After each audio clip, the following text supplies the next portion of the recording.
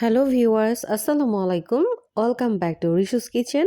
আজকে আমি আপনাদের সাথে শেয়ার করব এই শীতের সময়ের ফ্রেশ সবজি দিয়ে মজাদার ঝটপট খুব ইনস্ট্যান্ট একটি নাস্তা রেসিপি। আর এই রেসিপিটি আমাদের সবার অত্যন্ত পছন্দের এবং আমার খুব পছন্দের। তো আজকের এই রেসিপি তৈরি করে নেওয়ার জন্য আমি প্রথমেই চুলায় একটি প্যান বসিয়ে নিয়েছি। আর এখন আমি এই প্যানে কিছুটা তেল অ্যাড করে তেলটাকে একটু গরম করে নিয়েছি। তো এই পর্যায়ে আমি পেঁয়াজ কুচি অ্যাড করে নিব, আর পেঁয়াজ কুচিগুলোকে ভালো করে একটু তেলে ভেজে নিব। যখন আমার পেঁয়াজ কুচিটা ভালোভাবে ভাজা হয়ে যাবে তখন আমি সবজিগুলোকে অ্যাড করে নিব। তো পেঁয়াজ কুচিটা খুব বেশি আসলে ভাজার প্রয়োজন নেই, মোটামুটি একটু ভেজে নিলেই হবে। এ পর্যায়ে আমি অ্যাড করে নিচ্ছি গাজর কুচি, আর এখানে আমি অল্প পরিমাণ গাজর অ্যাড করেছি।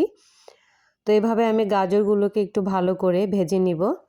গাজরটা যখন মোটামুটি আমার একটু ভাজা হয়ে যাবে 1.5 থেকে 2 মিনিটের মতো, তো এখন আমি কুচি করে রাখা ফুলকপি এবং সিম খুব অল্প পরিমাণ এখানে অ্যাড করে নিচ্ছি।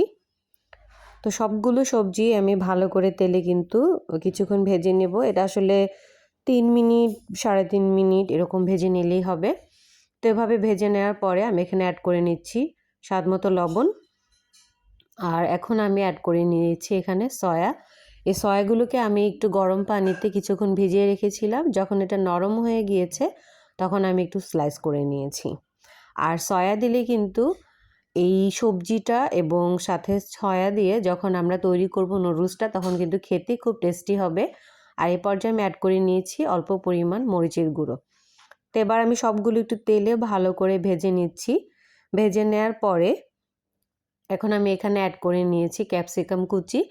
আর ক্যাপসিকাম কুচিটা কিন্তু আমাদের নুডলসের ফ্লেভারটা অনেক বেশি সুন্দর করবে।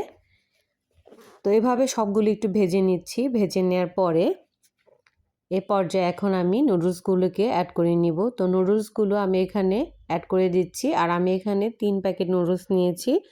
এখনকার কিন্তু নুডলসের প্যাকেটগুলো খুব ছোট ছোট হয়। যদি আপনাদের বড় প্যাকেট হয় তাহলে আরও কম নিলেও সমস্যা হবে না। আর এখন আমি নুডলসের ভিতরে যে মশলার প্যাকেট ছিল এই মশলাগুলোকে অ্যাড করে দিচ্ছি। তো এভাবে আমি সবগুলো ভালো করে একটু মিক্স করে দিব। আর এ পর্যায়ে আমি একটু চুলায় ডিম ভেজে নিব। যেহেতু আমি নুডলসের সাথে ডিম অ্যাড করব, তাই ডিমটাকে একটু আমি আলাদা করে ভেজে নিচ্ছি।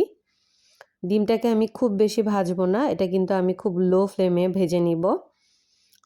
তো এভাবে আমি ডিমটাকে ভেজে নেওয়ার সময় ডিমের সাথে আমি খুব অল্প পরিমাণ লবণ অ্যাড করেছি।